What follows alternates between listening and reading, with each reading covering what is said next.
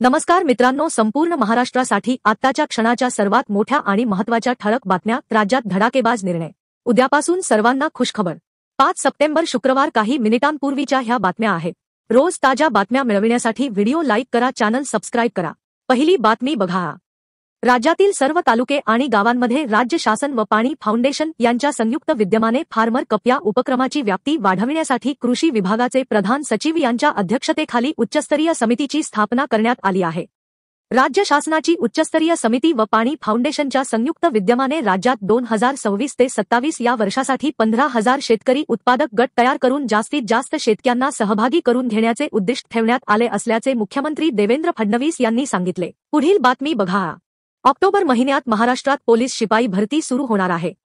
मुख्यमंत्री देवेंद्र फडणवीस यांच्या अध्यक्षतेखाली झालेल्या मंत्रिमंडळाच्या बैठकीत राज्यातील गृह विभागात 15,000 शिपायांची भरती करण्याचा निर्णय घेण्यात आला आहे. 2024 ते 25 या भरतीला अधिकृत मान्यता मिळाली असून विशेषतः 2022 व 2023 मध्ये वयोमर्यादा ओलांडलेल्या उमेदवारांनाही अर्ज करण्याची संधी देण्यात येणार आहे.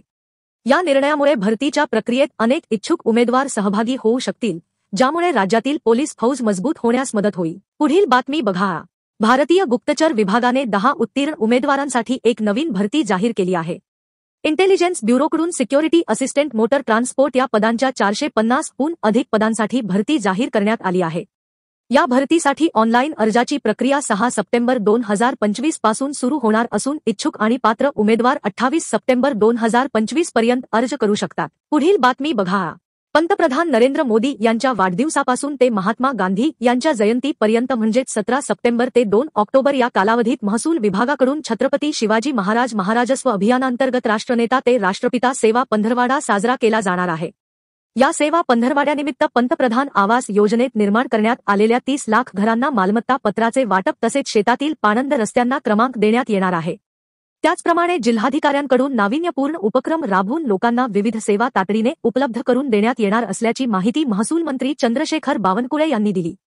या पंधरवाड्यात विविध लोकोपयोगी कार्यक्रम राबवले जाणार असून महसूल विभागाने विशेषतः शेतकरी आणि गरजूंसाठी अनेक महत्त्वाचे निर्णय घेतले आहेत. मुख्यमंत्री देवेंद्र फडणवीस यांच्या उपस्थितीत पुण्यात या राज्यव्यापी अभियानाची सुरुवात होणार आहे. या पंधरवाड्यातील पहिले 5 दिवस 17 ते 22 सप्टेंबर शेतकऱ्यांच्या शेतातील रस्ते आणि शिवपाणंद रस्त्यांसाठी समर्पित असतील. पुढील बातमी बघा. किरकोळ बाजारात कांद्याचे वाढत असलेले भाव विचारात घेता महागाई आटोक्यात राहावी यासाठी केंद्र सरकारने दिल्ली, मुंबई आणि अहमदाबाद येथे किलोमागे 24 रुपयांना कांदे विक्रीची योजना सुरू केली आहे. त्यामुळे घरगुती स्वयंपाकातील महत्त्वाचा घटक असलेला कांदा परवडणाऱ्या दरात उपलब्ध होण्याचा विश्वास national cooperative consumers federation of इंडियाच्या NCCF अधिकाऱ्यांनी व्यक्त केला. मुंबईत फिरत्या वाहनाद्वारे सवलतीच्या भावात कांदे विक्री सुरू करण्यात येणार आहे.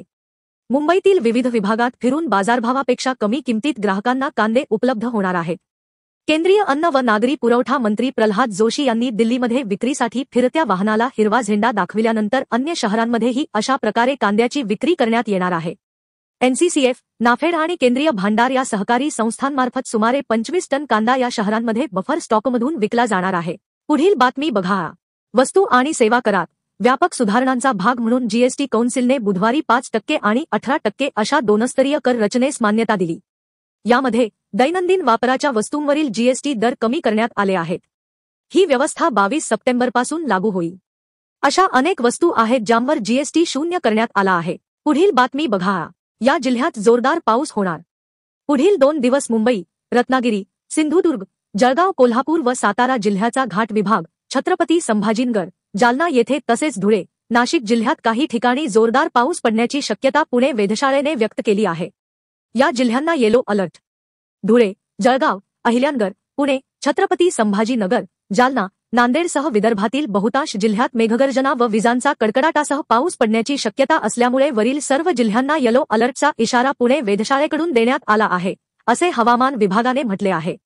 राज्यात कसे राहील हवामान. राज्याच्या उर्वरित भागात पुढील काही दिवस हलका ते मध्यम स्वरूपाचा पाऊस पडण्याची शक्यता आहे. हा मान्सूनचा शेवटचा काळ असल्याने चांगला पाऊस या महिन्यात अपेक्षित आहे.